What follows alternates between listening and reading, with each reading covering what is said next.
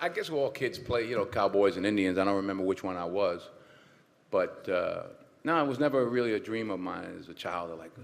Having said that, to get to wear a black hat and black clothes and on a black horse, black man, to ride around on the horse, spinning the guns and doing all of that is like being a kid again. I mean, it was really fun, and they actually paid us.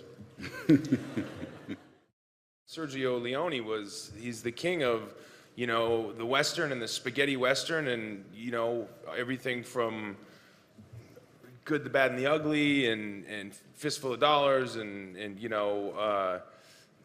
Once Upon a Time in the West. I mean, these are amazing movies. I didn't see them as a kid. I saw them probably within the last 6 or 7 years. That was when, for me, I fell in love with Westerns, and it coincided with the time in my life where I was able to do a Western, so that it's definitely a dream come true of a kid who was probably about 31 when he saw that Western. And that kid's dream is coming true, yeah. Kurosawa, first of all, his film, Seven Samurai, really was an inspiration, but I think Sergio Leone was the master that actually changed the Western as we knew it in America. In America, the Westerns were pretty wholesome, and, the good guy had to wear the white hat and, say, all the sweet things. Where Sergio Leone came along and the good guy was the bad guy. And sometimes he never even had a name. And I think it changed the way we saw the West.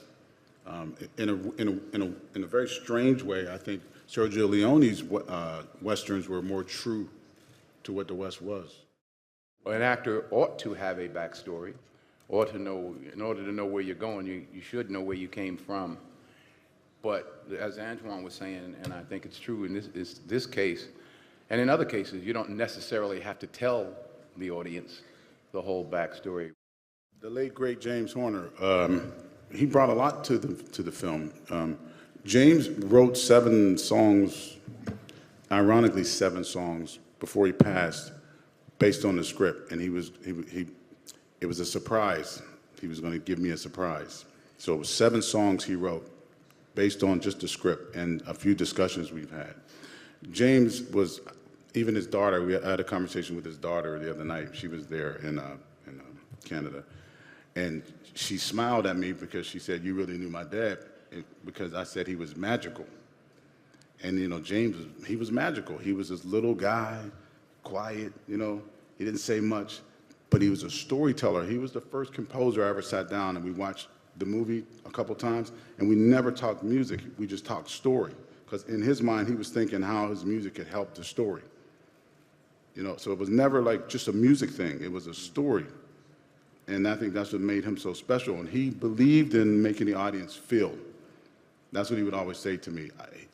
That's why his music is so sweeping, because he wanted to make you feel what was going on in the story.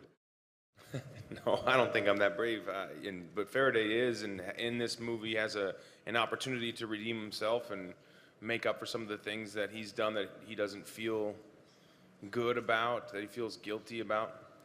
And in my estimation, people who sacrifice themselves or put themselves in harm's way to protect the greater good are my heroes. That includes my brother, who's a law enforcement officer, and all the men and women in the armed forces.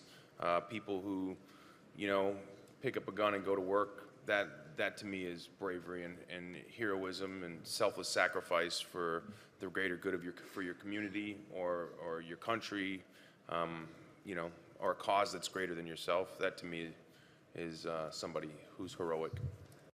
As far as the physical preparation goes, there was some horse training, and real horses are definitely more dangerous than animated dinosaurs. Luckily we had good horse trainers, and I was wise enough at this point in my life to take it really slowly. I've always treated horses like motorcycles or something in my life, like a piece of machinery. I get on it, I hit the gas, I expect it to go, and then I'm surprised when it throws my ass off, but it's actually a living, breathing being, and I approached it with enough apprehension this time around to avoid being injured, luckily.